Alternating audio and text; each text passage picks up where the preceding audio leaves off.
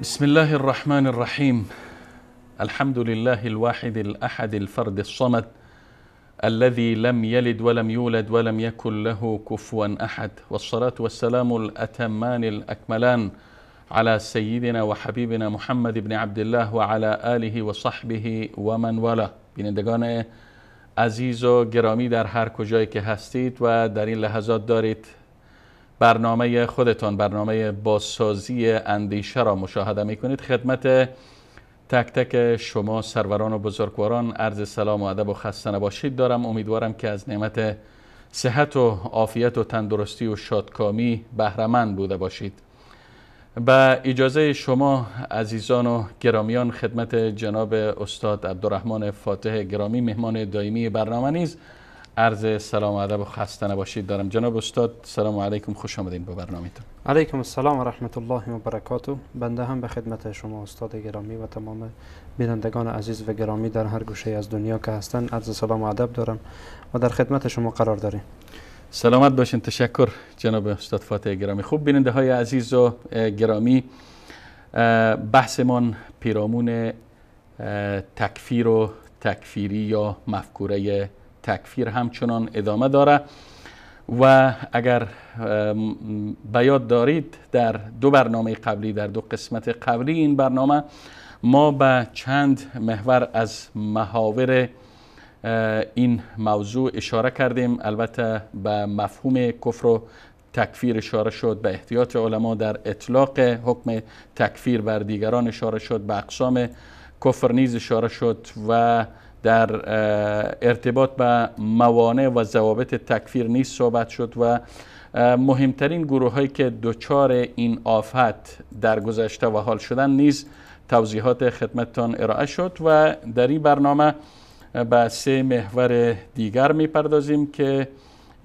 عبارت است از اینکه چرا امروز برخی از گروه های باطل، گروه هایی که اتباع از هوای نفس دارند، به ائمه اهل سنت و به عموم اهل سنت اتهام تکفیر و تکفیری بودن میزنند و اسباب و عوامل انتشار این مفکوره در عصر حاضر چیست و همچنین خطرات و پیامدهای انتشار این پدیده در عصر حاضر چیست. به این محاور انشاءالله در این قسمت اشاره خواهد شد. خب جناب استاد فاتح گرامی، فکر کنم اگر بحث را از اینجا آغاز کنیم که امروز از طریق رسانه‌های مختلف، چه رسانه‌های چاپی باشه، چه رسانه‌های دیداری و شنیداری باشه و چه رسانه‌های امروز به اصطلاح ارتباط جمعی باشه، امروز گروه های گمراه، گروه هایی که خودشان دچار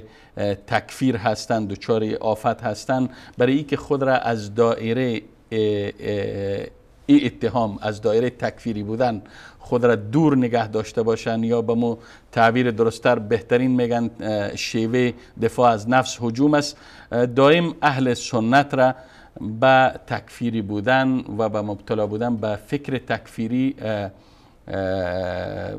اتهام میبندند و متهم میکنند. بخصوص به ویژه این اتهام را بر دو تن از ائمه اهل سنت که عبارتند از امام ابن تیمیه رحمت الله تعالی علیه و امام محمد ابن عبدالوهاب، بر اینا را متهم میکنند که گویا اینها روی کرد و منهجشان منهج تکفیری بوده و در نتیجه طرز تفکر اینا امروز ما شاهد بروز گروه های تکفیری در جهان امروز هستیم. و این اتهام البته شاید شما هم ملاحظه کرده باشین که امروز زده میشه. چرا همواره نشانه میگیرن دو تن از ائمه را، امام ابن تیمیه و امام محمد ابن عبدالوهاب، دائم نشانشان به سوی این دو امام بزرگوار؟ چرا جناب استاد فاتح گرامی؟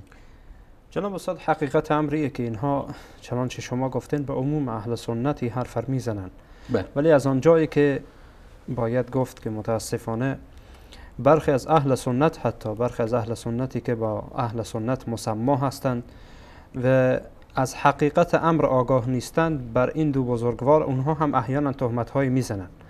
از این بابت به خصوص مثلا روافض، اینها از این خالیگاه استفاده میکنند که اهل سنت را به نام اینها بزنند، چون میدانند که برخی از اهل سنت هم فریب اینها را خورده یا فریب برخی از کتبی که مخالفین این بیچاره ها یا این امام های بزرگوار نوشته اند بر رد اینها نوشته اند، حقیقتا از کتب اینها استفاده بکنند و کتب مخالفین و بر علیه اهل سنت حرف بزنند به نام این دو بزرگوار، به نام این دو عالم بزرگوار و امامی که حقیقتا از ائمه اهل سنت و جماعت هستند.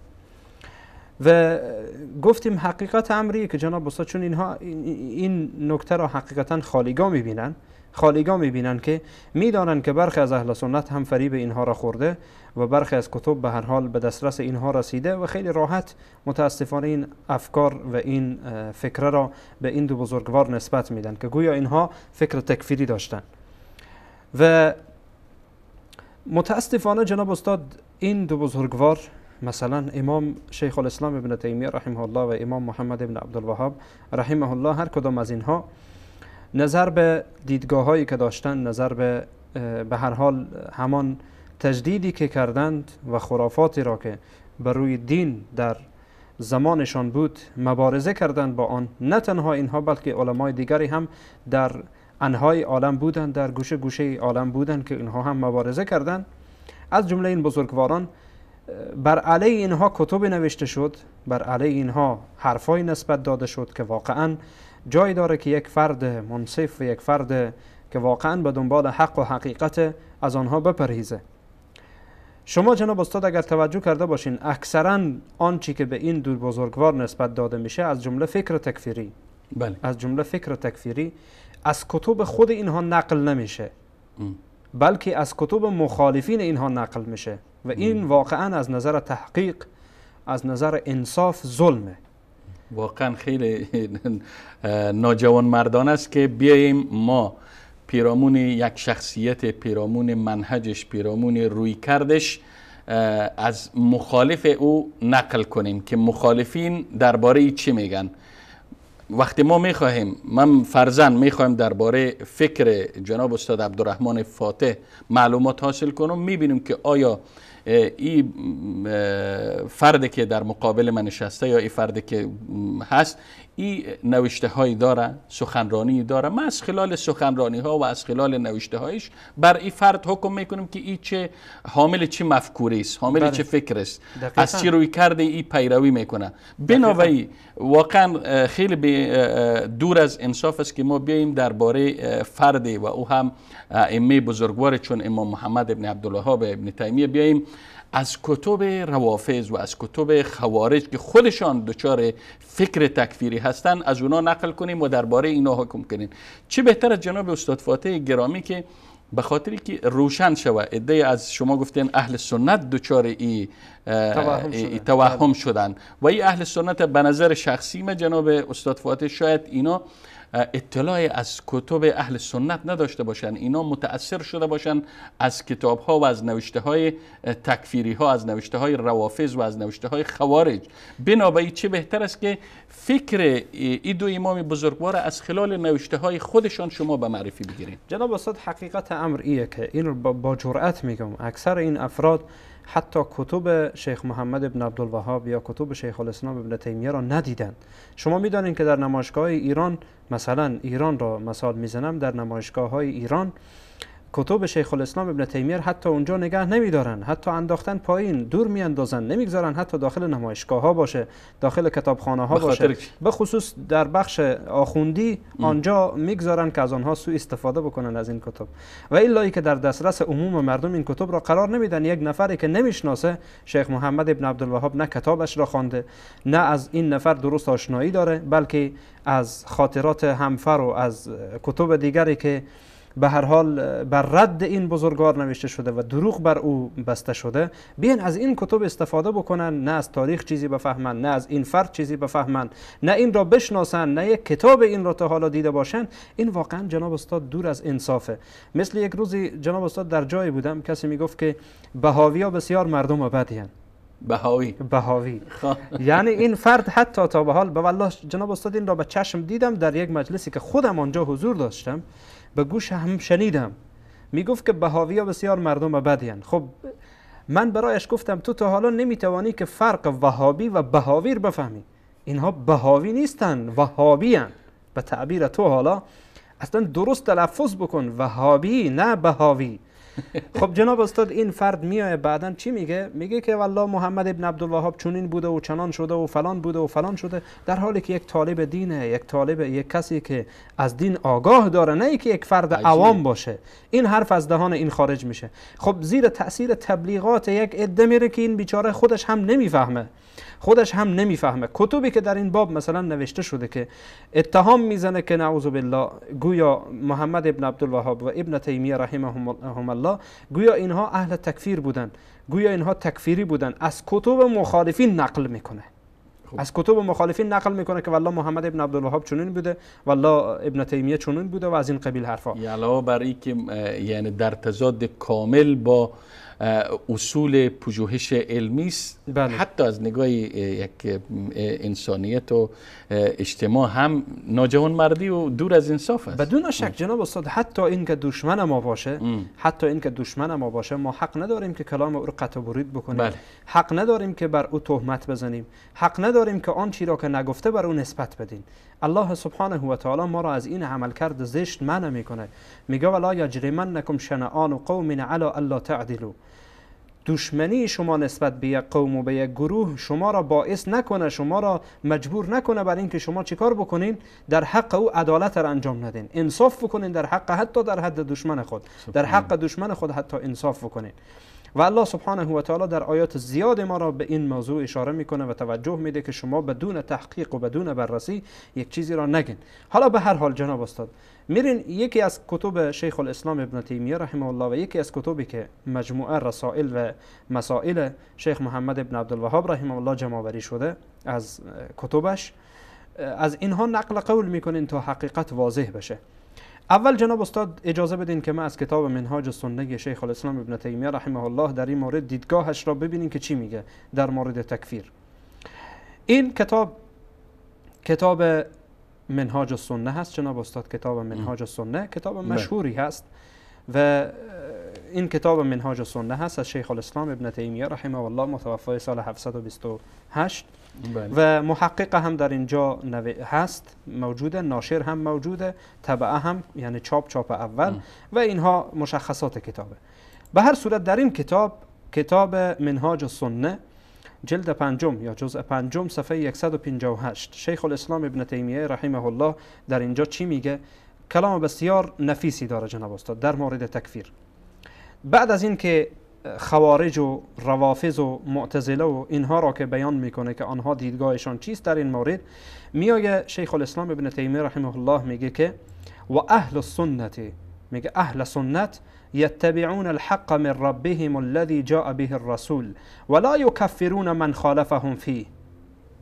این اهل سنت تکفیر نمی کنن کسی که مخالفشان باشه، بل هم اعلم بالحق و ارحم بالخلق كما وصف الله به المسلمین بقوله کنتم خیر امة اخرجت للناس الی آخر.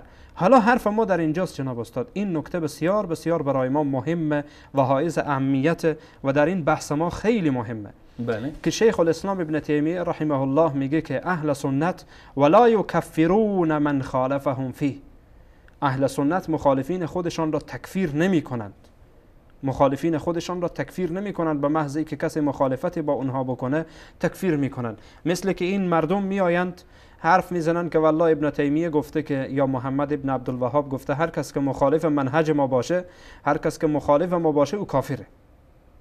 خب واقعا این یک جفای جناب استاد. این کتاب منهاج سنه هست، این کتاب من نیست، من ننوشتم، شما هم ننوشتید، بلکه کتاب ابن تیمیه رحمه الله است، کتاب شیخ الاسلام ابن تیمیه رحمه الله است که الله سبحانه و تعالی از او راضی باشه که واقعا یک جمع بزرگی از کتب را و سرمایه بزرگی از کتب را برای امت اسلامی به ودیعه گذاشت و این واقعا برای ما حائز اهمیت جناب استاد.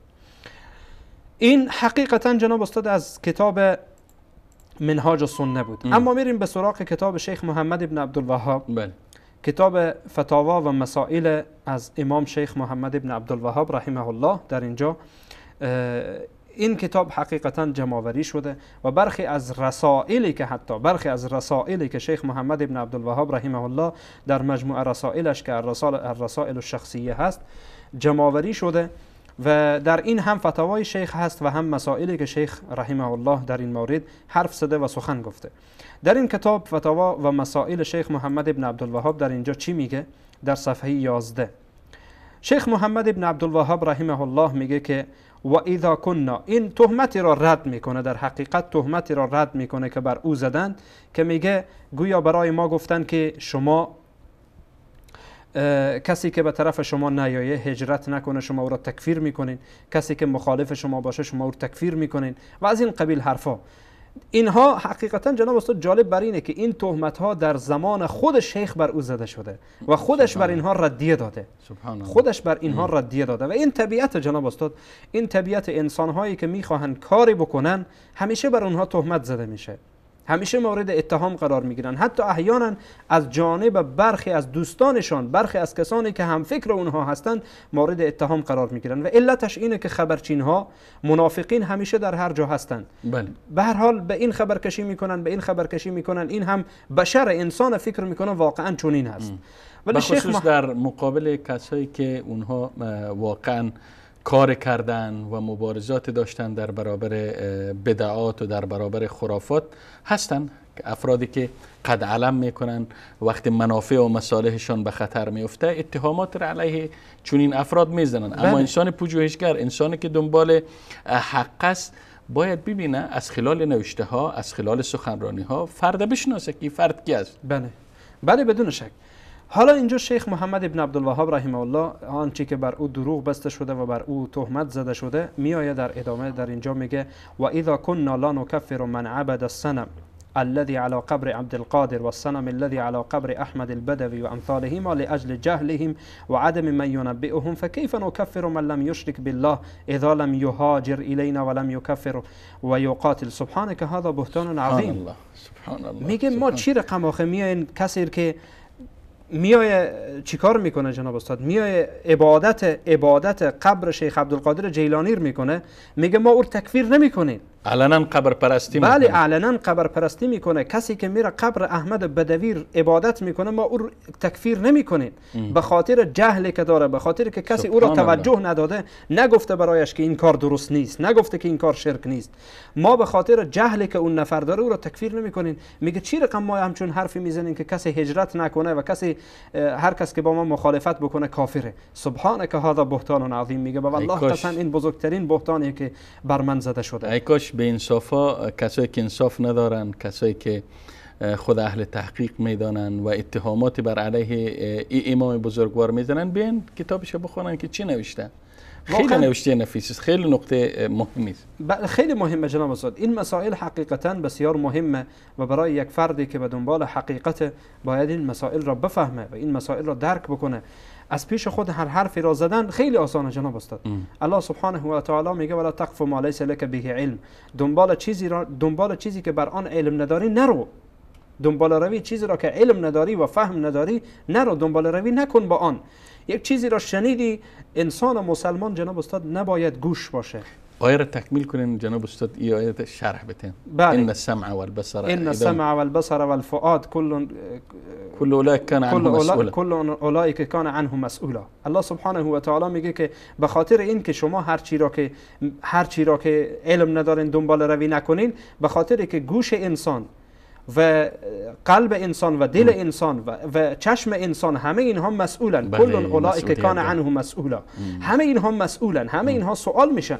الله سبحانه و تعالی از آن چی که انسان به زبان میاره، از آن چی که انسان میشنوه، از آن چی که انسان در موردش فکر میکنه، الله سبحانه و تعالی یا فکر را عملی میکنه، الله سبحانه و تعالی در مورد آن میپرسه و سوال میکنه از انسان. پس اگر آگاهی، وقتی که آگاهی نداشته باشی، منع شدی از صحبت کردن، چه رسه به این که بیای عمدن به خاطر که طرف مخالف است تو بر او اتهام وارد بکنی. این واقعا جناب استاد ظلمه، چنانچه گفتیم ظلمه. حتی ای که در حق بزرگترین دشمن ما باشه، ما حق نداریم که در مورد او دروغ بگیم و دروغ ببندیم. چه برسه به همچون علمای بزرگوار مثل شیخ محمد ابن عبدالوهاب و شیخ الاسلام ابن تیمیه رحمه الله که واقعا اینها نور چشم اهل سنتن، نور چشم اهل سنت بودن و هستن و زحماتی که کشیدن، آنچه که در کتب اینها موجوده بدون شک قابل قدر در نزد اهل سنت و جماعت. اما این حرف ما جناب استاد به این معنی نیست که اینها معصوم باشه. این حرف خیلی مهمه که برخی ها فکر میکنن که ما نعوذ بالله ابن تیمیه پرست یا محمد ابن عبدالوهاب پرستیم. اینها برای ما علما هستند، مثل دیگر علما برای ما قابل ارزشند. هر کس که بر منهج قرآن و سنت باشه برای ما قابل احترامه، برای ما قابل احترامه. اگرچه بعضی اخطای کوتاهی هم داشته باشه برای ما قابل احترام. بله. ولی وقتی ما میان از این دو بزرگوار دفاع میکنیم به این معنی نیست که ما اینها را بپرستیم و قول اینها برای ما قول الله و پیامبر باشه. اصلا چرا دفاع میکنیم جناب استاد فاتح؟ علت دفاع بر اینه که بر اینها تهمت زیاد زده شده، بر اینها ظلم شده. جناب استاد ما همیشه پشت مظلوم میگردیم. حالا چی شیخ محمد ابن عبدالوهاب باشه و چی شیخ الاسلام ابن تیمیه باشه، همین اهل بدعت بیان یک عالم دیگر زیر سوال ببرن، همین دروغ را بر او ببندن، ما بر خود لازم میدانیم که از او دفاع کنیم. تشکر جناب استاد فاتح گرامی. اگر اجازه بدید ما به اجازه شما و اجازه بیننده های عزیز و گرامی یک میان برنامه کوتاه را با هم میبینیم و برمیگردیم و ان شاء الله موضوع ما را دنبال خواهیم کرد.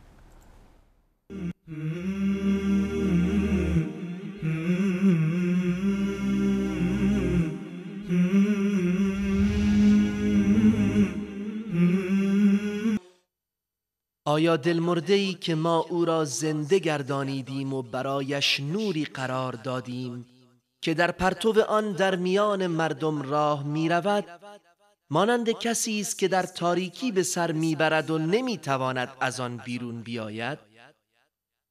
این گونه کارهای کافران برایشان آراسته شده است. وصال حق مرهمی بر دلهای بیمار.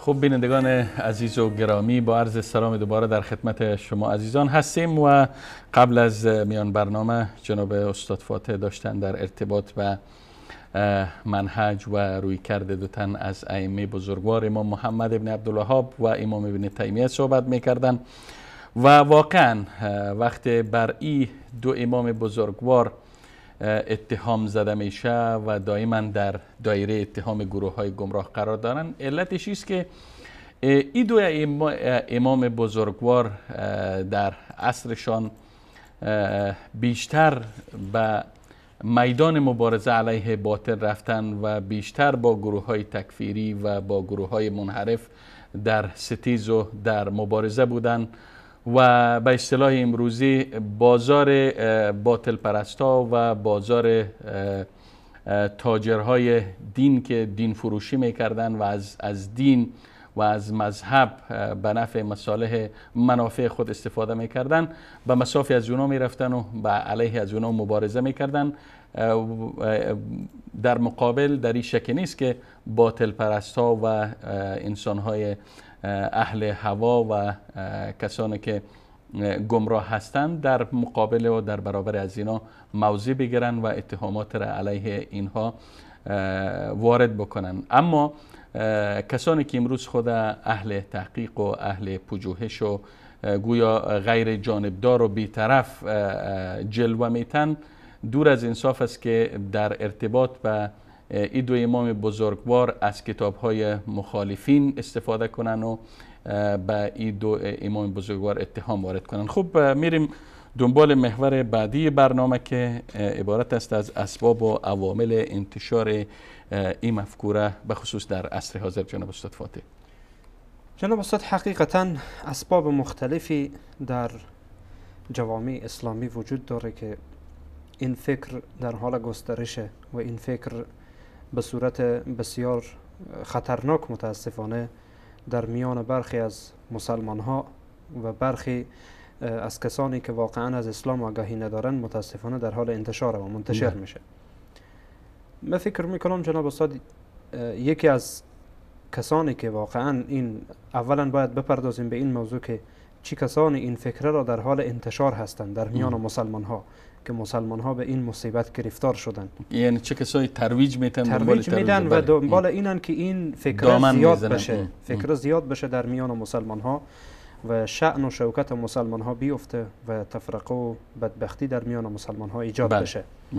این حقیقت امریه که جناب استاد اگر شما به تاریخ اسلام مراجعه بکنین و به تاریخ گذشتگان مراجعه بکنین، این سوال برای ما حل خواهد شد و این معما خود به خود برای ما جواب پیدا میکنه و پاسخی برایش یافت میشه.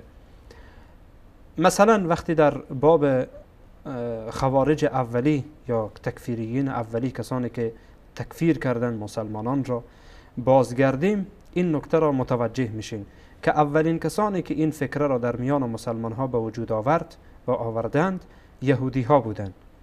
یهودی ها از زمان رسول الله علیه السلام با مسلمان ها مشکل داشتند، بعد از آن هم در زمان ابوبکر صدیق با مسلمان ها مشکل داشتند، زیاد تلاش میکردند برای که مسلمان ها به شکل از اشکال ضعیف کنند و بعد از آن هم در زمان عمر رضی الله تعالی عنه و بعد از آن هم در زمان عثمان رضی الله عنه که در اخیر خلافت عثمان رضی الله عنه موفق شدند به این کار، که در رأس آنها عبدالله ابن سبی یهودی، یک یهودی زاده، یک یهودی که در ظاهر آمد ادعای اسلام کرد و این فکره تکفیری را در میان مسلمان ها به وجود آورد. اولین کاری که کرد خلیفه مسلمان ها را به شهادت رساند که عثمان رضی الله عنه بود و بعدا هم رفتن اینها به هر حال جنگ‌های در میان مسلمان ها به وجود آوردن. چنانچه شما تاریخ بخوانید و مطالعه بکنن، هر کدام از بینندگان عزیز به این نکته توجه، به شرط این که تاریخ تحریف شده نباشه، تاریخ اصلی باشه و تاریخ اصیل اسلامی، مراجعه بکنند در جنگ جمل، در جنگ صفین، در هر کدام اینها متوجه میشوند که دست یهودی ها در اینها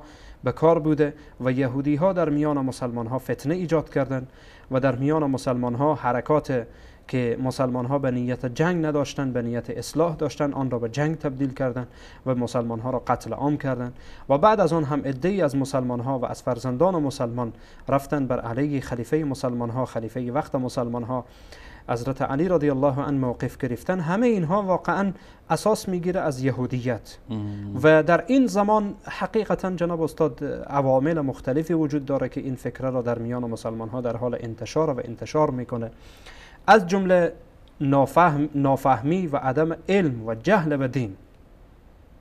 جهل به دین جناب استاد خیلی مصیبت باره، خیلی مصیبت آوره. مثلا اگر به عنوان مثال ما مراجعه بکنین به داستان مناظره ابن عباس رضی الله عنه با خوارج، با تکفیریین، کسانی که تکفیر میکردن. ابن عباس رضی الله عنه روزی میگه که من خواستم که بروم حضرت علی رضی الله عنه را گفتم به امیر مؤمنان علی رضی الله عنه گفتم که مرا اجازه بدی که برم با این خوارجی که بر علیه تو خروج کردن با اینها من مناظره بکنم، صحبت بکنم. خب ابن عباس رضی الله عنه میای به نزد اینها، سلام میکنه به اینها، ولی اینها سلام ابن عباس را علیک نمیدن. عجیب. بلکه میگن مرحبا بک ابن عباس، خوش آمدی ابن عباس. و بعد ایراد میگیرن بر لباس ابن عباس. به هر حال ابن عباس از اونها سوال میکنه چی چیز باعث شد که شما بر علی خلیفه مسلمان ها و بر علی امیر مؤمنان شما استاد شدید؟ میگن والله بعضی از اشکالات در ذهن ما هست که این اشکالات باید برطرف بشه. خب به حمدالله این اشکالات را، سه اشکال را مطرح میکنن و ابن عباس هم جواب میده. ابن عباس جواب میده. از جمله مثلا یکی را نقل میکنم. یکی از اشکالات اینها اینه که میگن در قرآن کریم الله متعال گفته این الحکم الا لله، حکم و فیصله و داوری فقط از آن الله است. بعد در جای دیگه الله سبحانه و تعالی میگه و من لم یحکم بما انزل الله فاولئک هم الکافرون، کسانی که به حکم الله حکم نمیکنن و قضاوت نمیکنن اینها کافرن. بناهن علی رضی الله عنه نعوذ بالله کافر شده و کسانی که هم فکر او هستن کافرن. خب میگه چرا؟ میگه به خاطر اینکه اینها آمدن ابو موسی اشعری و عمرو بن عاص اینها آمدن حکم قرار دادن معاویه و علی در میان خود، پس هر دو تا اینها کافرن. نعوذ بالله. ابن عباس رضی الله عنه به اینها میگه خیلی خوب، مگر الله سبحانه و تعالی در مسائل کوچکتری از این مسائل، اینجا خب مسائل خون مسلمان هاست که باید در حفظ بمانه، مسائل کوچکتری الله سبحانه و تعالی برای مسلمان ها میگه که شما حکم قرار بدین، فلانی ها را و فلان حکم قرار بدین. مثلا به عنوان مثال در باب وقتی در میان دو زوجه، بل اختلاف زن و مرد وقتی اختلاف میفته، الله سبحانه و تعالی میگه و ان خفتم شقاق بینهما فبعثوا حکما من اهله و حکما من اهلها این یرید اصلاحه. الله سبحانه و تعالی میگه حکمی از این طرف قرار بدین و حکم و قاضی داوری از این طرف قرار بدین، یا قاضی یا از طرف حکومت یا از طرف خود این دو فرد. به هر صورت که در این مورد اختلاف علماست، ما به این کار نداریم. حالا المهمی که الله سبحانه و تعالی آیا حکمیت و قضاوت و داوری را در میان دو انسان قرار داده یا نداده؟ خب میگن بله این را قبول کردین، بله این را قبول کردین. میرن به نکته دوم، میرن به نکته سوم. این سه اشکال را حضرت ابن عباس رضی الله عنه از ذهن این خوارج دور میکنه که تقریبا 2000 نفر از اینها بازگشت میکنن از فکر تکفیری خود و از فکری که قبلا داشتن بازگشت میکنن و برخی دیگه باقی میمانن که با حضرت علی رضی الله تعالی عنه میجنگن که جنگ بزرگ در میان ایشان و حضرت علی رضی الله عنه اتفاق میفته. پس اولین عامل یا سبب جهل و نادانی بوده. جهل خیلی راحت میبینین وقتی ابن عباس رضی الله عنه به اینها واضح میکنه راحت برمیگردن، چون اینها میخواستن که به حق برسن. وقتی فهمیدن که حق این نیست بلکه این باطله که اینها به دنبالش میرن، بازگشت کردن. یکی دیگه جناب استاد از جمله مسائلی که واقعا امروزه فکر تکفیری رو در میان مسلمان ها منتشر میکنه، پیروی کردن خواهشات نفسانی است. بجای قرآن و سنت خواهشات نفسانی را حاکم کردن، هوا و هوس و اغراض داخلی، بله حتی اغراض سیاسی احیانا. اغراض سیاسی جناب استاد، دو نفر با همدیگر مشکل سیاسی دارن، این را تکفیر میکنه و اون را تکفیر میکنه به خاطر اغراض سیاسی. یعنی کدام هدف دیگری نیست، نه این دلیلی از قرآن داره نه این هم دلیلی از سنت داره که این اعمال کفر باشه، این عمل کفر باشه. در خطر افتاده، میخواد با تکفیر کردن جانب مقابل خود را حق به جانب جلو بده. بله شما میفهمین جناب استاد که در طول تاریخ برخی سوء استفاده هایی که از برخی مردم عوام شده از طریق مذهب شده، از طریق دین شده، از طریق قرآن شده و از طریق سنت شده. یک کس میای خودش را سخنگوی قرآن و سخنگوی دین بیان میکنه، بعد میایه با یک نفر دیگه مشکل داره، خیلی راحت میایه نفر تکفیر میکنه و خودش در اینجا راحت نشسته و مردم را بر علیه اون میشورانه. و این واقعا جناب استاد پیروی کردن از خواهشات نفسانیه، پیروی کردن از هواست که یک فرد مسلمان باید پیرو قرآن و سنت باشه. الله سبحانه و تعالی چی میگه؟ یا ایها الذین آمنوا اطیعوا الله و اطیعوا الرسول، ای کسانی که شما ایمان آوردید، ای مؤمنین، شما اطاعت الله را بکنید و اطاعت پیامبر را بکنید. و این قرآن کریم فرستاده شده تا این که هدایت بکنه ما را. این قرآن کریم برای ما برنامه هست، سنت رسول الله علیه السلام برای ما برنامه هست، برنامه زندگی است. یک فرد میاد از خواهشات نفسانی خود پیروی بکنه در حالی که قرآن و سنت در میان اونهاست، این دیگه واقعا بزرگترین ظلم، بزرگترین جنایت جناب استاد. پس بنابراین پیروی کردن از خواهشات نفسانی یکی دیگر از اسباب مهم و اساسی است که فکر تکفیری را در میان مسلمان ها و در میان جوامع اسلامی بگین بهترتر در میان جوامع اسلامی در حال انتشار و منتشر میکنه. و همچنین تعویل و توجیه فاسد جناب استاد، این هم خیلی مهمه. تعویل کردن و توجیه کردن فاسد یعنی به این معنا که ما با اندکترین تعویلی از کلام دیگران و توجیهی از کلام دیگران بیان اینها را تکفیر بکنیم و از حرف دیگران بیان اینها را تکفیر بکنیم و این جناب استاد شایسته ما نیست. و این برای ما مناسب نیست، به خصوص برای یک فرد مسلمان که بیایه به خاطر اینکه تعویلی به نزد خودش هست، توجیهی به نزد خودش هست، توجیه و تعویل فاسد. چون ما جناب استاد تعویلی داریم، تعویل محمود و تعویل مذموم. یک تعویلی خوبه ولی یک تعویلی که مذمومه که او هم در پرتو البته بله اقوال اون هم علما دارای اصول و ضوابطی هست جناب استاد اون تعویل هم. ولی این فرد یک چیز دیگری میگه، ما بیایم از کلامش یک چیز دیگری بسازیم. این بیچاره گفته کاه، ما بگیم کوه. نه، این کوه گفته، این الف نداشته، واو داشته. کاه را که میشناسین جناب بله خیلی یک چیز حقیره. بله وقتی کاه را کوه ساختن، کاه را کوه ساختن. مثلا اگر الفش را بردارین به جایش وو بگذارین چی میشه؟ کوه میشه. خلاص بیاین خیلی راحت تعویل بکنین و توجیه بکنین، نه این کاه نگفته، گفته کوه. و این جناب استاد واقعا متاسفانه در میان برخی ها وجود داره، خیلی راحت توسط توجیه و تعویل فاسد خودشان میان امت اسلامی را به سوی تباهی میکشانند و خیلی راحت یک امت بزرگی را به سوی کفر میکشانند و میگن به هر حال این کافره، این کافره، این کافره. خیلی راحت به زبان خود این فکر را متاسفانه به وجود میارن. و همچنین جناب استاد تلبیس شیطان، تلبیس شیطان، فریب شیطان حقیقتا این هم بسیار بزرگ جناب استاد. یک فرد اگرچه در این مورد در کتاب تلبیس ابلیس امام ابن جوزی رحمه الله هم نقل میکنه وقتی که در باب خوارج میه که کتاب بسیار خوبی، اگرچه به هر حال جاهای یعنی قابل حرف به هر صورت. حالا این امام ابن جوزی رحمه الله میآیه در این کتاب برخی از تلبیساتی که بر برخی از گروه ها و برخی از افراد شده اینها را واضح میکنه. مثلا میگه بر این گروه شیطان این تلبیس را کرده، بر این نفر شیطان این تلبیس را کرده. در باب خوارج که میایه بحث تلبیس شیطان را مطرح میکنه، میگه از جمله تلبیساتی که شیطان بر این مردم میکنه و بر گروه خوارج میکنه تکفیر مسلمان هاست. تکفیر مسلمان ها جناب استاد، این نکته را فراموش نکنید، نه تکفیر، یعنی تکفیر مسلمان ها. خب ما در ابتدای برنامه در قسمت های قبلی هم گفتیم وقتی ما تکفیر میگیم تکفیر مسلمان ها با گناه کبیر از کافر که کافر است، حالا با گناه کبیر یا بر عمل دیگری. تکفیر مسلمان ها به خاطر این که کسی در اینجا فکر نکنه که ما مطلقاً کفر را نفی میکنیم. ما نه این حرف نیست، مذهب مرجع نیست. نه خیر این حرف نیست، بلکه ما میگیم تکفیر مسلمان ها یکی از جمله تلبیساتی که شیطان بر این مردم کرده. مثلا مناظره ابن عباس با خوارج که نقل کردم یک تلبیس در ذهن اینها جناب است، یک تلبیس شیطانه. خیلی راحت میگه بله چرا امیر المؤمنین مثلا امیر المؤمنین علی رضی الله عنه از لفظ امیر المؤمنین کوتاهی کرد، تنازل کرد. پس اگه امیر المؤمنین نیست پس امیر کافرین است. اینها میگن، برای ابن عباس میگن. ولی ابن عباس در جواب چی میگه؟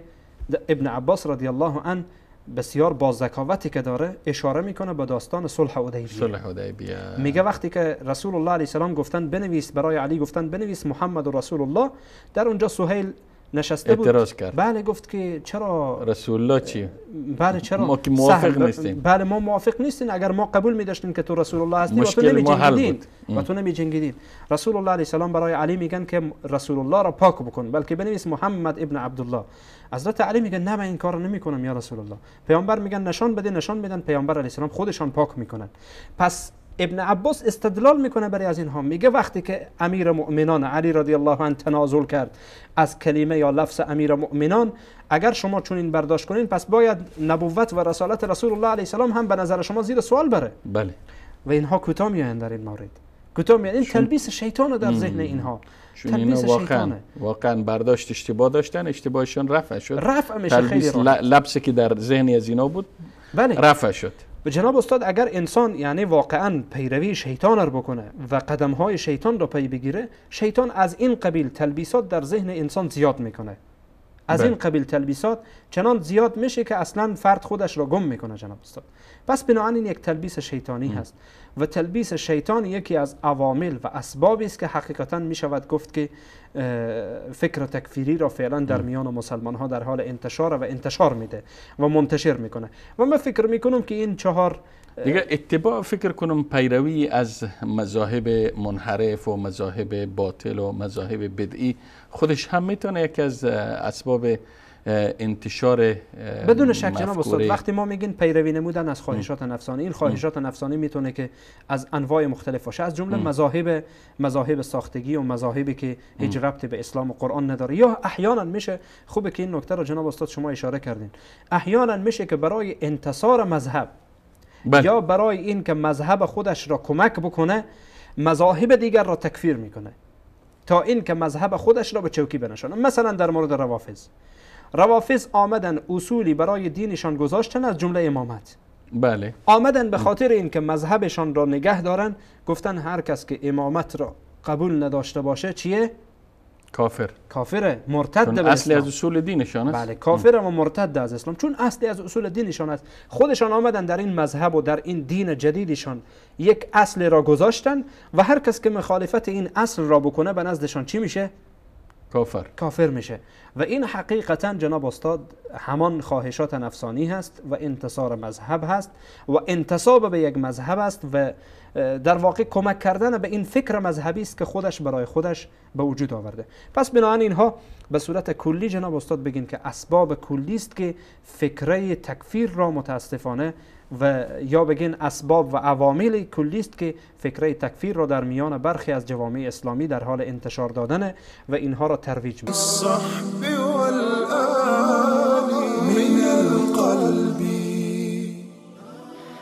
من یک چیزی به شما میگم مسلمان ها، ناراحت نباشید، قرآن خدا را بفهمید، تلاوت قرآن عشق دارید، به معانی قرآن هم متوجه بشید که پردای قیامت با اشتباهی به محضر خدا نری و اونجا دیگه قسم ها نخوریم که ما نکرده والله ربنا ما کننا مشرکین.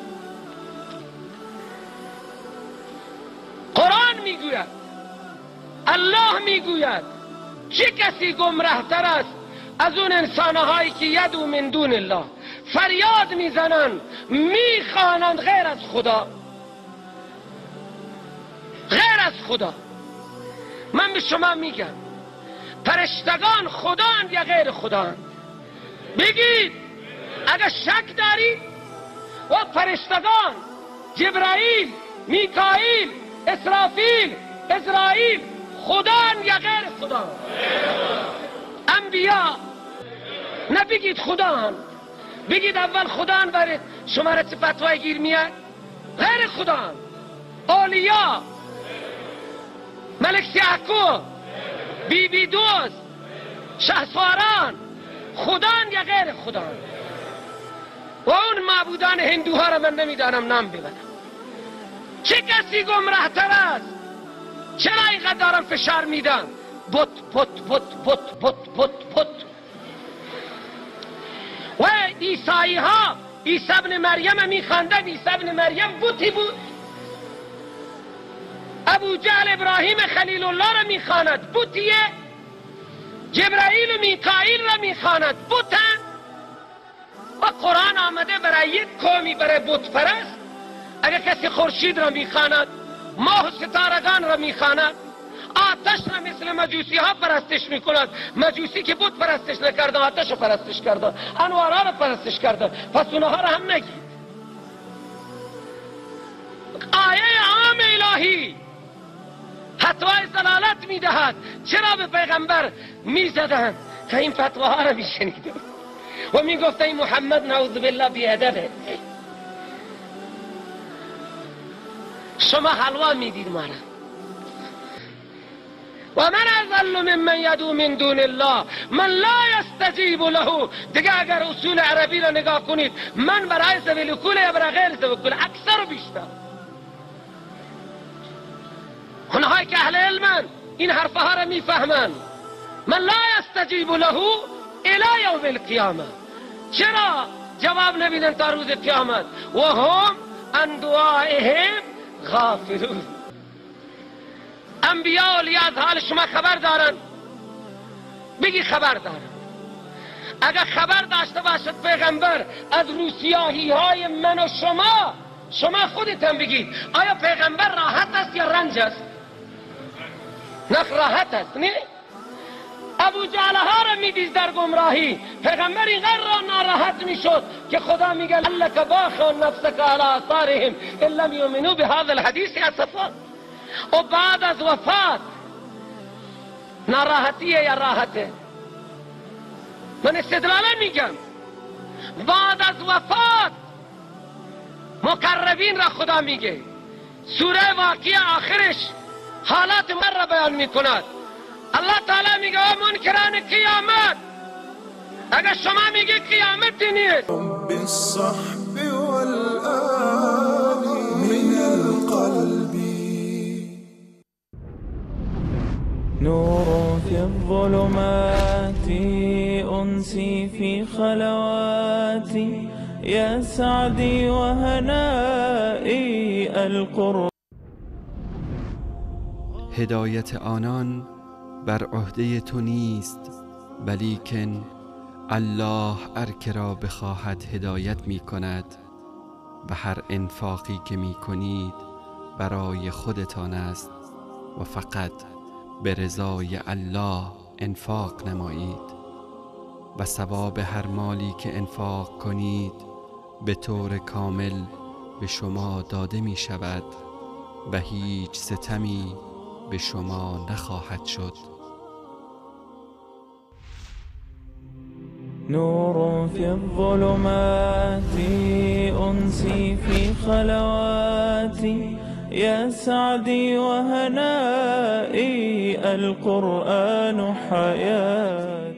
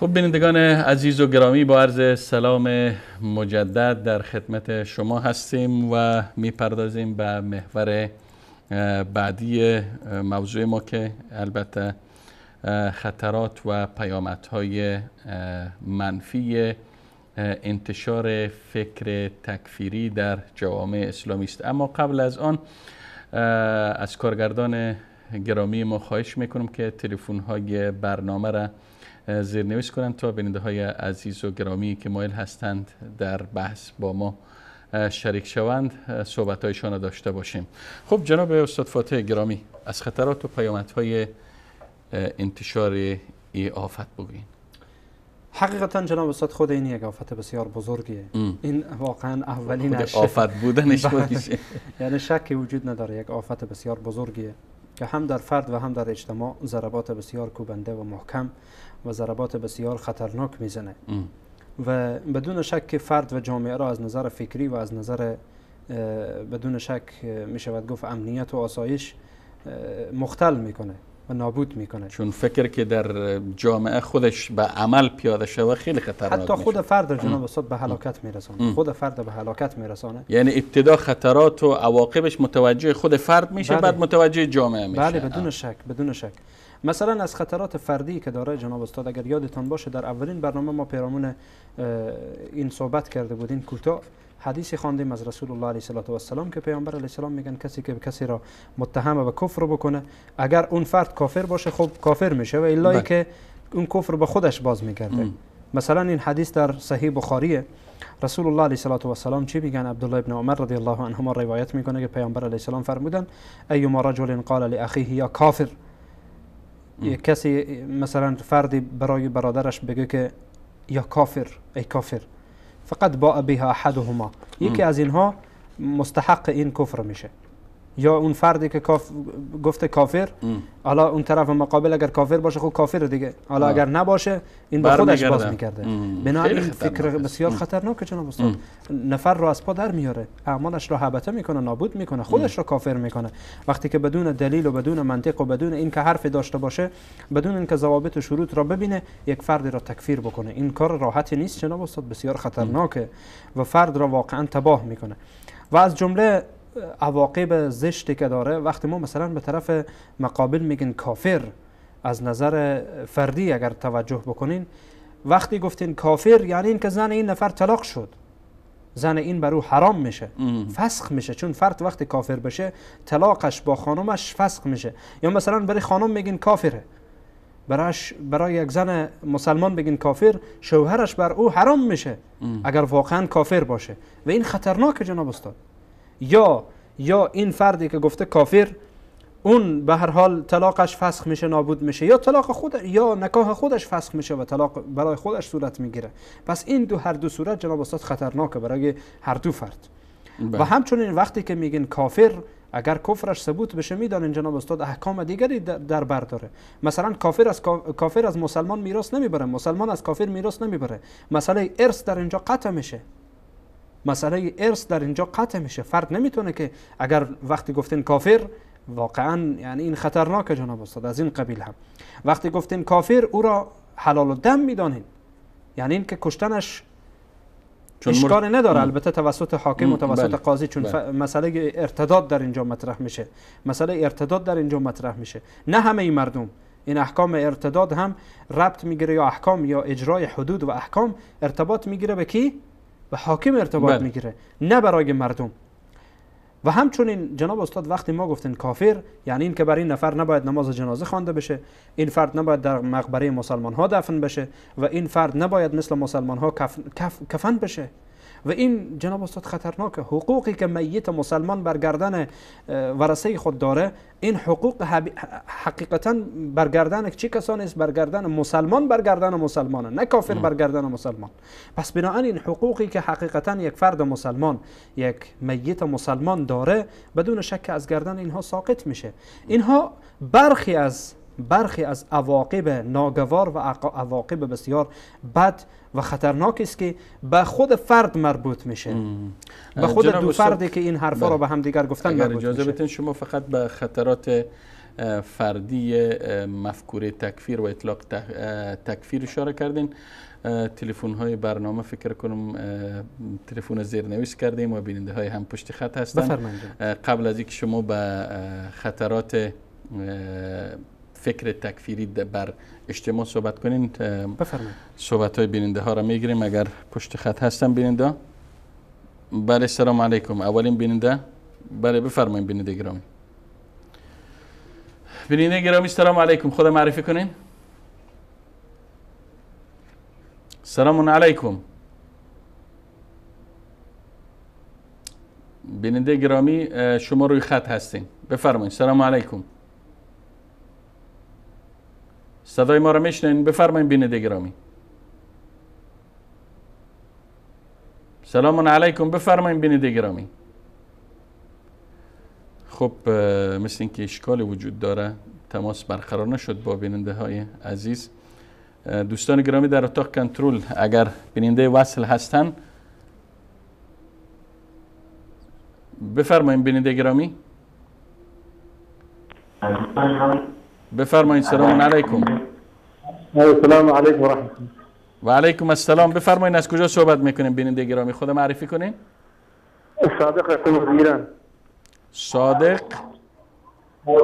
بله. بفرمایید.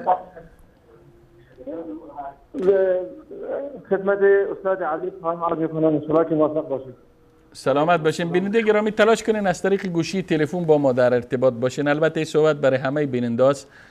صدای گیرنده و تلویزیونتان کاملا ببندین، از طریق گوشی با ما در ارتباط باشین. بفرمایید. چشم. خدمت استاد عزیز سوالی داشتم. بفرمایید. ان شاء الله که در ارتباط با موضوع برنامه باشه. والله نمیدونم، گفتم چند مدت درباره تکفیر کردن یه کمی واسمون توضیح بدین که نکنم. بیننده گرامی من متوجه صحبتتان نشدم. اگر گفتم سوالتان در ارتباط با موضوع برنامه تکفیر هست بفرمایید، در خدمت شما هستیم. تکفیر گفتم معنی تکفیر یعنی چی؟ واسمون توضیح بدین. معنی تکفیر البته ما در ارتباط به مفهوم و معنی تکفیر از نگاه لغت و اصطلاح به صورت مشرح جناب استاد در قسمت قبلی برنامه صحبت کردن، اما باز هم اشکال نداره، یک یاد دهانی میکنن. تشکر از شما بیننده گرامی. خدا ازتون راضی باشین. خدا سلامت باشین. تشکر. بیننده بعدی. سلام علیکم. سلام علیکم. بفرمایید خود معرفی کنین، از طریق گوشی تلفن با ما در ارتباط باشین بیننده گرامی. السلام علیکم و رحمت الله و برکاته. و علیکم السلام و رحمت الله تعالی و برکاته. بفرمایید. یک سوال داشتم. الله متعال در قرآن عظیم شان می‌فرماید اعوذ بالله من الشیطان الرجیم یا ایها الذین آمنوا لا تتخذوا اليهود والنصارى اولیاء بعضهم اولیاء بعض ومن يتولهم منكم فانهم منهم ان الله لا يهدي القوم الظالمين. همچنین در دیگر جای قرآن شریف می‌فرماید یا ایها الذین آمنوا لا تتخذوا الکافرین اولیاء من دون المؤمنین. کدام نوع دوستی با کفار باعث کفر می‌شود؟ کدام نوع دوستی باعث کفر میشه؟ سوال تا نمیست، درست است؟ بیننده گرامی؟ خب انشالله که سوالشون گرفته باشین کدام نوع دوستی باعث کفر میشود. تماسشون قطع شد. خب بیننده بعدی وصل هستن. سلام علیکم. بفرمایید بیننده گرامی. خود معرفی بکنین، از کجا صحبت میکنین، از طریق گوشی تلفن با ما در ارتباط باشین. صدای تلویزیون تا نبندین بیننده گرامی، بار بار تکرار میکنم. بفرمایید. سلام رحمت الله و برکاته. و علیکم السلام و رحمت الله و برکاته. خود معرفی بکنین، از کجا صحبت میکنین؟ من سید احمدم از افغانستان به ایران کار میکنم. آقای سید احمد در خدمت شماستین. اگر در ارتباط به موضوع برنامه گفتنی دارین، سوال دارین، در خدمت شماستیم. بفرمایید. من دو سوال دارم. بفرمایید. یکی میگه سر لخ که نماز خونی نماز تو صحیح نیست. آقای سید احمد گفتم در ارتباط به موضوع برنامه باشه، چون سوالات فقهی ما برنامه داریم که تقریبا 1 ساعت بعد به صورت زنده پخش میشه. شما میتونید سوالای شرعی و فقهی تونه در برنامه مطرح کنین. اگر سوالی در ارتباط به موضوع برنامه باشه ما در خدمت شما هستیم. سلامت باشین آقای سید احمد. شما میتونین 1 ساعت بعد به برنامه پرسش و پاسخ زنگ بزنین، تماس بگیرین و سوالتان در برنامه مطرح کنین. تشکر از شما. من 24 ساعت شبکه شما نگاه میکنم. سلامت باشین. شبکه دوست ندارم. سلامت باشین آقای سید احمد. تشکر از شما، از تلفن شما. بیننده بعدی. سلام علیکم. بفرمایید. السلام علیکم و رحمت الله. و علیکم السلام و رحمت الله و برکاته. خود معرفی کنین بیننده گرامی، از کجا صحبت میکنین؟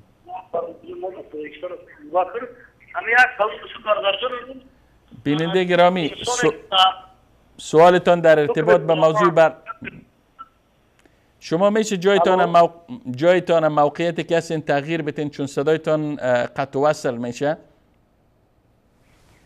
من همین سوال از اون بردار که همین شخصی که در حکم خداوند پیروی کنه در همین صورت چی میشه؟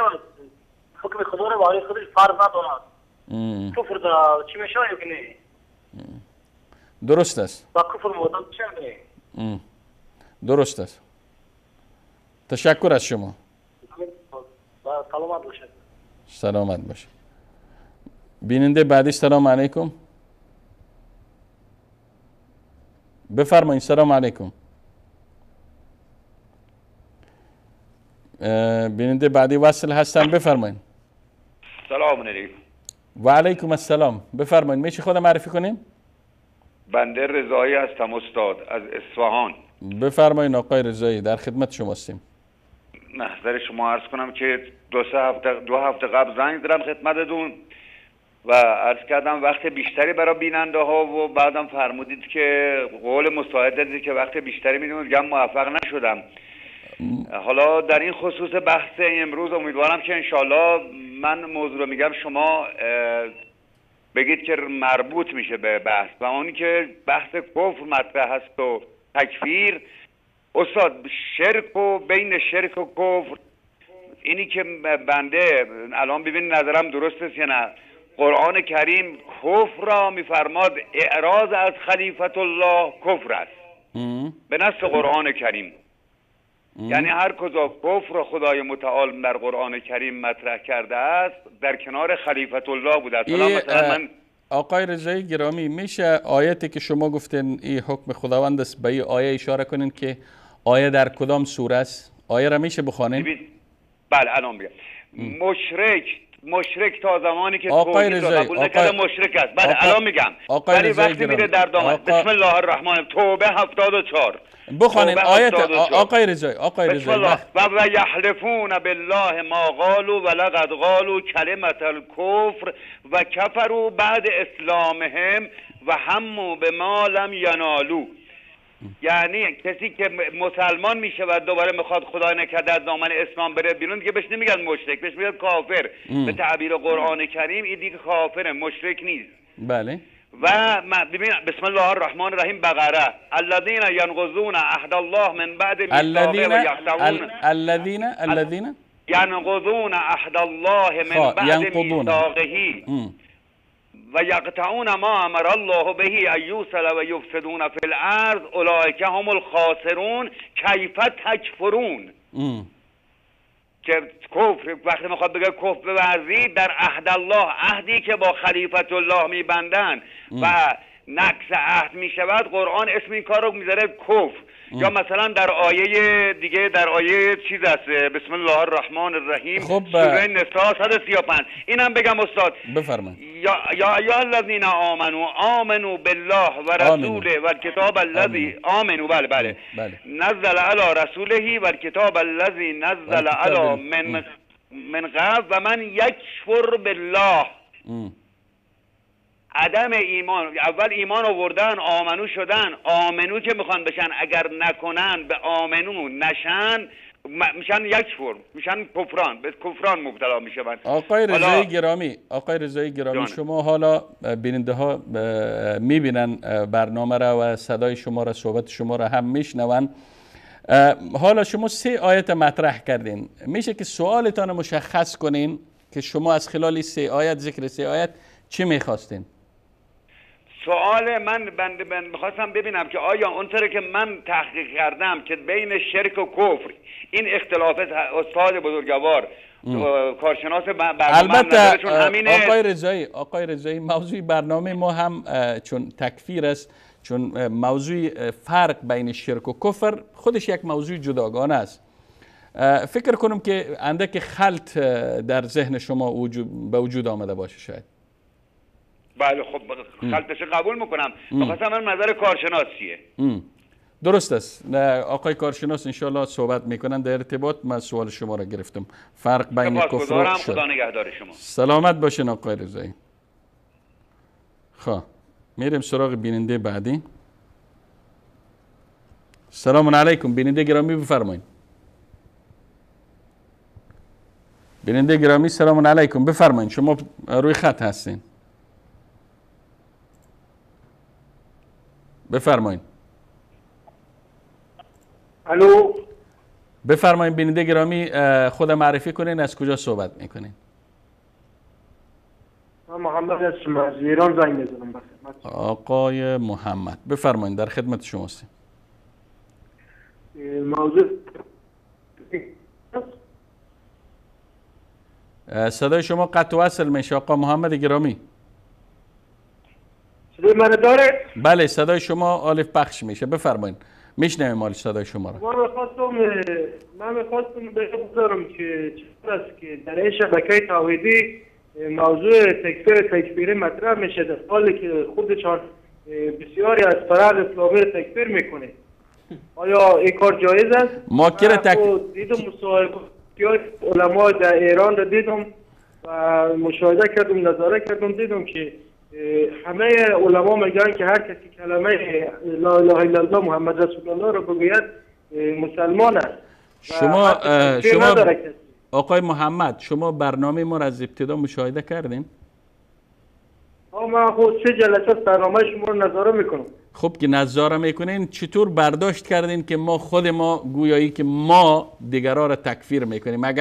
اگر شما این برداشت از این برنامه داشته باشین، من نمیدونم که شما. من یک نکته بخوام بگم شما. مهمترین نکته ای که بنده در این برنامه های شما دیدم و همینطور دیدم که جناب استاد انصاری در یک برنامه خود گفتن، انصاری را آقای انصار را بگذاره. برادر گرامی، جناب مولانا خداداد سالو سگ فرض کردن. ما در افغانستان در ایشان خیلی احترام داریم، نشان داشت سگ گفتن. آقا محمد گرامی، کار زشت نیست، این کار قبیح نیست. آقای محمد گرامی، چون مشکلی است که گفتیم از ابتدای برنامه دائما تاکید کردم که از موضوعیت برنامه ما خارج نشویم. شما حالا آمدین آقای انصاری، نمیفهم که جناب مولانا صاحب انصاری هستن، استاد انصاری کدامشان هستن. اصلا ما بحث ما روی صحبت های نه جناب انصاری صاحب است نه مولانا انصاری. بیاین شما روی مطالبی که در این برنامه ما پیرامونش بحث کردیم صحبت کنین که شما چی برداشتی دارین. شما آمدین متهم کردین که شما خودتان تکفیری هستین و باز بحث در ارتباط به تکفیر صحبت میکنین. شما اینجا اتهام بر ما زدین، اتهامی که فکر کنم هیچ اساس و بنیاد نداشته باشه. الان شما چند تا نکته می‌خواید از شما گفته کنم در همه شبکه‌های شما بسیاری از فرق اسلامی آقای محمد، شما در این شبکه‌های شما گوش کنین. آقای محمد، شما وقتی ما آمدین برنامه داریم، برنامه در برنامه بازسازی اندیشه موضوع را ما مورد مناقشه قرار داریم، شما بیاین در ارتباط به موضوع برنامه و برنامه بازسازی اندیشه صحبت کنین. شبکه های ما، برنامه های ما را یک طرفه بگذاریم. بفرمایید. من خب الان میگم بارها دیدم، خب وقتی خودم به چشم خود دیدم. آقا محمد گرامی، من از شما تشکر میکنم، چون ما دائم تاکید کردیم در این برنامه که بین مستقیما روی اصل مطلب داخل شوین و پیرامون موضوع برنامه صحبت کنین. ای که بریم از این شاخه به این شاخه بپریم و گای در این برنامه و در او برنامه و در او شبکه، ما مسئولیت دیگه شبکه ها و دیگه برنامه رو نداریم. ما میخوایم روی برنامه خودمون مسئولیت این برنامه و موضوع برنامه را مسئولیت به عهده داریم. تشکر از شما. میرم سراغ بیننده بعدی. سلام علیکم. بیننده گرامی بفرمایید. سلام علیکم. بیننده گرامی، شما روی خط هستین، اگر صدای ما را دارین بفرمایید، خود معرفی بکنین، از کجا صحبت میکنین. بیننده گرامی بفرمایید، شما روی خط هستین، شما وصل هستین. بیننده گرامی بفرمایید. السلام علیکم و رحمت الله و برکاته.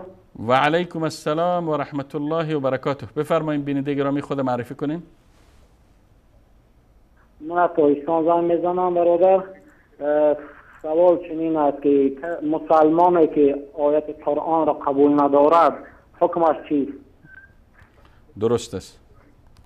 تشکر از شما. سلامات باشه. السلام علیکم و رحمت الله. و علیکم السلام و رحمت الله و برکاته. خب بیننده بعدی، سلام علیکم. بفرمایید. بفرمایید بیننده گرامی، شما وصل هستین. سلام علیکم. شبکه مسئله. بفرمایید شما وصل هستین. برنامه بازسازی اندیشه، از طریق گوشی تلفن با ما در تماس باشین. خود معرفی کنین.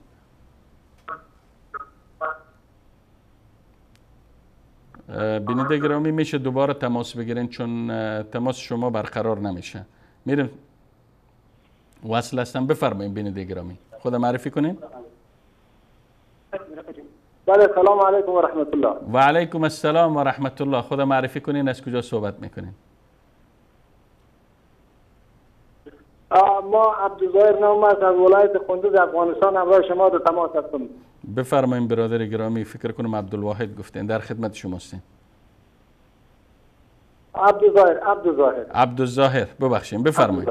بفرمایید. ما در بعضی کتاب‌های دیگر که مطالعه میکنیم از رافضه یا میگن که آن الله که پیغمبر نازل کرده روان کرده به طرف امت با چیزی از او یاران از او ابوبکر و عمر و عثمان باشه، ما پیغمبر قبول نداریم. یا خود در این عقیده اصل با ما داره، ما را کافر میداره. خوب است که میگه با حضرت عمر و ابوبکر یا دوستی دارن یا کافر هستند. خود یا تکفیر خود یافتند. نه هیچ جای از کتاب‌های مقاله یا کفر نگفته برشان. تشکر برادر گرامی. بفرمایید. بله بله. الهی که کسی که با پیامبر مخالفت بکنه، با اصحابش بکنه، دشمنی و بغض بغاوت بکنه، آن شهادت که در مورد اصحاب الله تعالی داده یا راضی استم، از ام المؤمنین راضی استم و یار برای از دشمن بدن و حتی خودشان کافر هستند. تشکر بیننده گرامی آقای عبدالظاهر. تشکر میکنم از شما. خب آخرین بیننده را هم میگیریم، بعدش برمیگردیم به استودیو خدمت جناب استاد عبدالرحمن فاتح. بفرمایید بیننده گرامی، وصل هستین شما. 08. سلام علیکم بیننده گرامی، بفرمایید.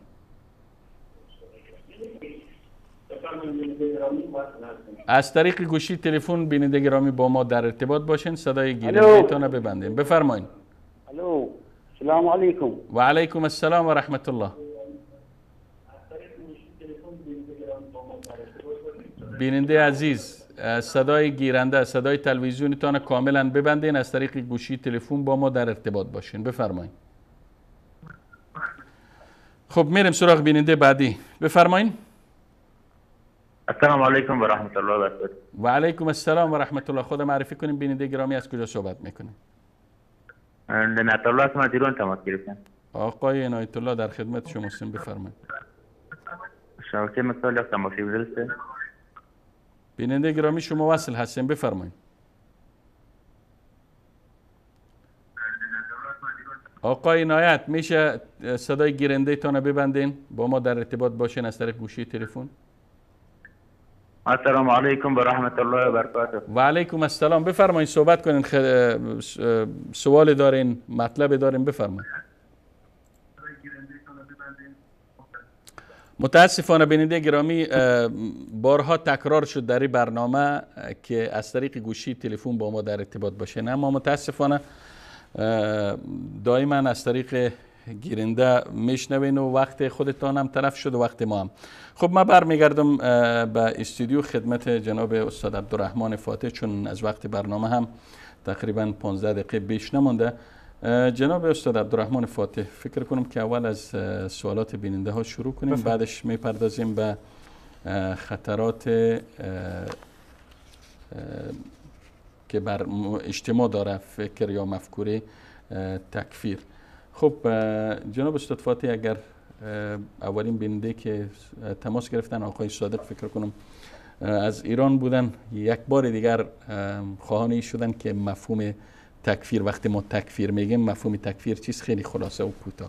کفر حقیقتا همان معنای پوشاندن یا پوشانیدن یا معنای بدون شک انکار آنچه که از جانب الله سبحانه و تعالی توسط پیامبر صلی الله علیه و سلم برای امتشان و برای جهانیان مطرح شده، و یا به صورت دیگری بگین کفر یعنی انکار آنچه که الله سبحانه و تعالی برای پیامبران و به خصوص رسول الله علیه و سلم فرستاده. تکفیر خودش به معنای کافر خواندن دیگران. تکفیر یعنی کافر خواندن دیگران. کافر خواندن البته مسلمان که بله کافر خواندن مسلمان یا غیر مسلمان اگر به صورت اطلاق بگین، ولی باز وقتی که ما قید میکنین در مفهوم اسلامی یا در اصطلاح اسلامی، باز آن تکفیر یعنی کافر خواندن مسلمانان. بله این فکر میکنم که معنای بسیار خلاصه کوتاه، چون ما به صورت تفصیل صحبت کردیم. تشکر جناب استاد فاتح. بیننده دومی ما آیات از قرآن کریم خواندن، یا ایها الذین آمنوا لا تتخذوا اليهود والنصارى، و فکر کنم که دو آیات دیگر هم خواندن اگر متوجه شده باشین. گفتن کدام نوع دوستی باعث کفر میشه؟ جناب استاد ما حقیقتا اگر یادتان باشه در برنامه‌ای که درباره افراط و تفرید صحبت کردیم، یک اشاره در مورد ولا و برا کردیم. ولا و برا، ولا یعنی دوست داشتن و دوست گرفتن و به هر حال نصرت کردن و تایید کردن و محبت ورزیدن، و برا هم به معنای بغض ورزیدن و به هر حال دشمنی کردن. و اینها دو اصل از اصولی است که واقعا اینها از میشه گفت از جمله لزوماتی است که معنای لا اله الا الله در بر داره. از جمله لزوماتی که لا اله الا الله در بر داره و یک مسلمان باید اینها رو به صورت درست بفهمه. اما در باب براءت یا بیزاری جستن از کفار، این آیاتی که برادر گرامی و دوست عزیز ما خواندن اشاره به این داره که ما از کافر باید براءت بجوییم و بیزاری بجوییم. و چین ولایی میتونه که حقیقتا کفر باشه، چون ولا حقیقتا بعضی از ولاها هست که انسان کافر میکنه و برخی از ولاها هست که انسان را به سرحد کفر میرسانه، ولی تکفیر کافر نمیکنه انسان، یعنی به ورطه هلاکت میاندازه. و برخی از نمونه هایی هست و برخی از مسائل هست که ظاهر آنها ولاست ولی در حقیقت ولا نیست و باید تفاوتی در میان اینها داشته باشین. مثلا ولایی که علما نقل میکنن که ارتباط به یعنی کافر میکنه فرد یا از دایره اسلام فرد بیرون میکنه، اینه که ما با یک کافری که کافر حربی هست و دشمنی با ما داره و دشمنی با اهل اسلام و قرآن و سنت داره، ما به اون محبت بورزیم یا او را بر علیه مسلمان ها کمک بکنین، بر علیه مسلمان ها او را کمک بکنین، یا ای که او را تایید بکنین، او را نصرت بکنین، یاری بکنین. اینها از جمله حقیقتا همان ولای است که در باب کفر داخل میشه. و برخی از تعاملات دیگری که انسان به هر حال فرد مسلمان با غیر مسلمان داره که حقیقتا تعاملات اجتماعی است که اینها ربطی به این مسائل محبت و تایید و نصرت و این مسائل نداره، اینها حقیقتا در باب براءت داخل نمیشه. چون ما همیشه جناب استاد این موضوع رو میگن که حتی در این باب کتب نوشته شده که میتونن دوستان عزیز ببینن، حقوق غیر مسلمان ها در بلاد اسلامی یا در کشورهای اسلامی و زیر حکومت و چتر اسلامی.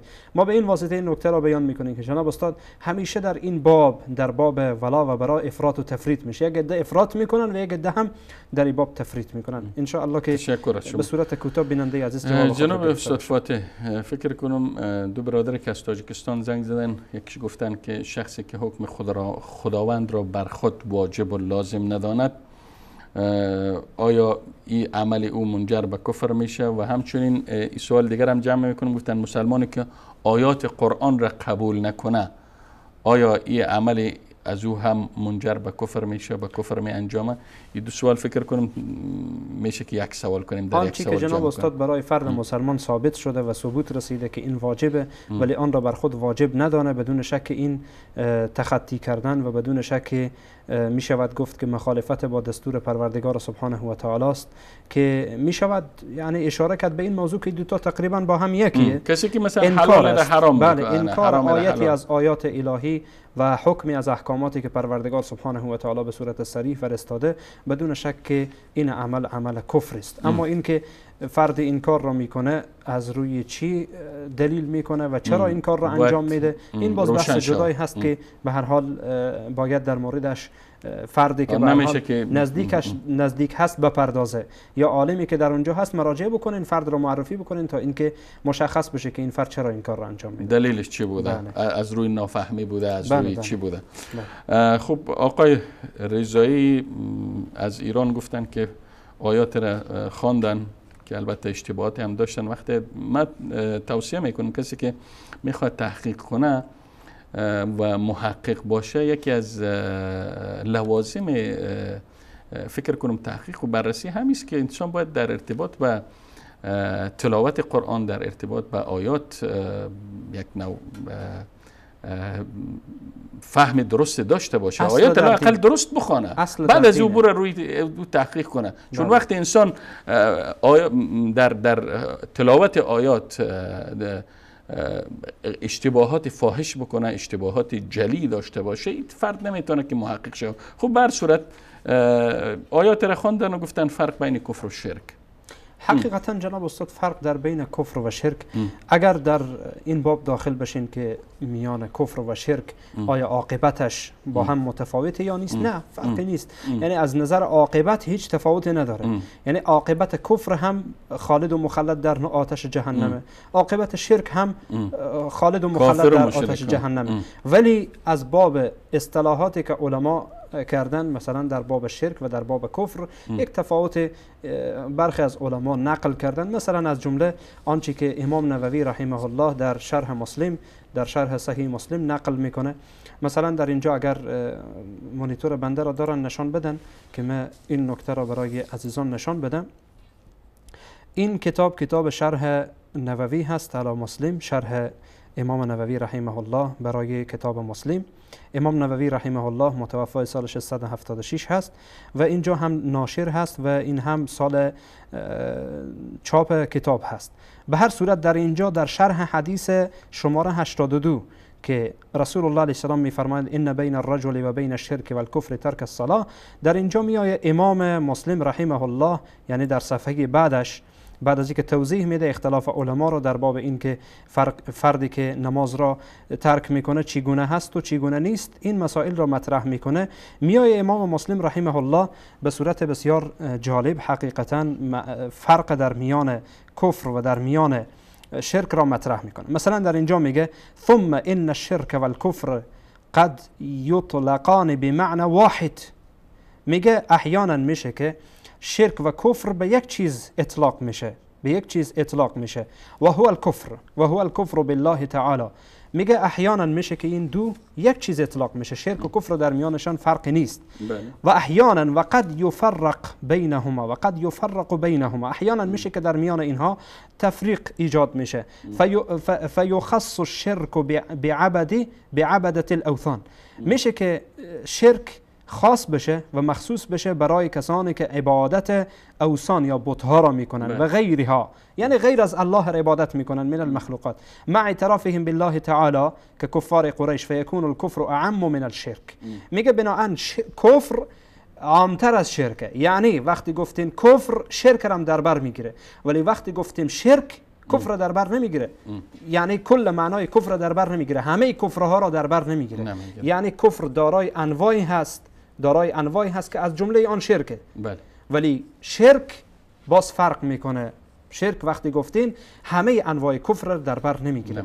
یک تفاوتی در میان آن. شما جناب استاد فاتح. خب در دقایقی که باقی مانده میخوایم به پیامدها و خطرات مفکوره تکفیری در رابطه با مجتمع صحبت کنیم. جناب استاد بسیار کوتاه، چون وقتم بسیار کمه. باز خدای نکرده کدام مشکلی پیش نیاد، برای وقت داره کم بوده وقت. یکی از مشکلاتی که یکی از عواقب بسیار ناگواری که متاسفانه به وجود میآید وقتی فکر تکفیر در میان مسلمان ها باشه، اینه که ایجاد اختلاف در میان مسلمان ها میشه و همچنین مسئله سوء ظن کردن برای مسلمان ها، یعنی گمان بد نمودن برای فرد مسلمان، این بسیار خطرناکه. و همچنین مسئله تعصب مطرح میشه، ایجاد هرج و مرج میشه در جامعه اسلامی. اینها حقیقتا به صورت کوتاه و فشرده بگم، اینها یعنی کوتاهی و گوشه ای از عواقب وخیم و عواقب خطرناک است که در فکره تکفیری هست که مسلمان ها را از هم جدا میکنه و هرج و مرج در جامعه اسلامی به وجود میاره و یک سری مشکلاتی در جامعه اسلامی به وجود میاره که واقعا دردآور و ناگواره. و ما چهره اسلام مخدوش میکنه در نزد دیگران. بله بدون شک.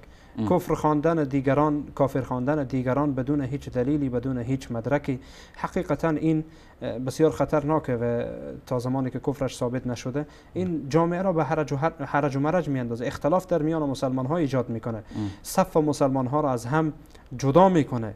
یعنی وقتی برای نفر گفتی کافری، صف خود را از تو جدا میکنه دیگه، اون یک صف دیگری میشه، تو میشی صف دیگری بر علیه تو، یا شاید اون بر علیه تو موقف بگیره، موقف تندی بگیره که اصلا انتظارش را از یک فرد کافر حربی هم نداشته باشی.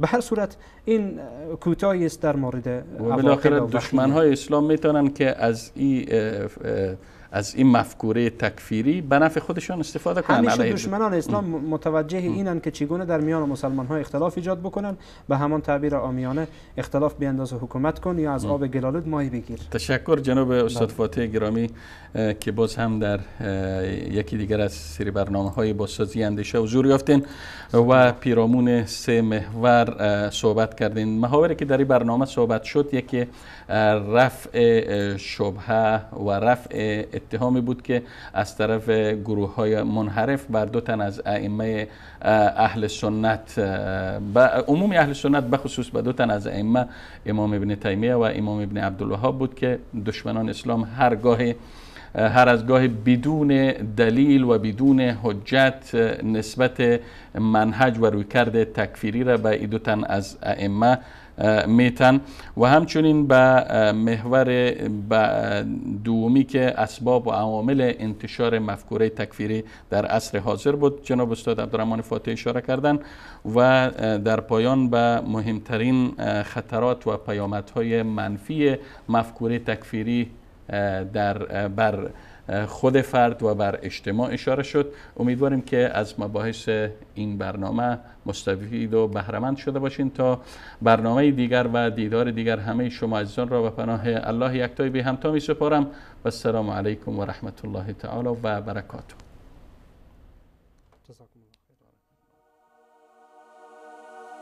Hey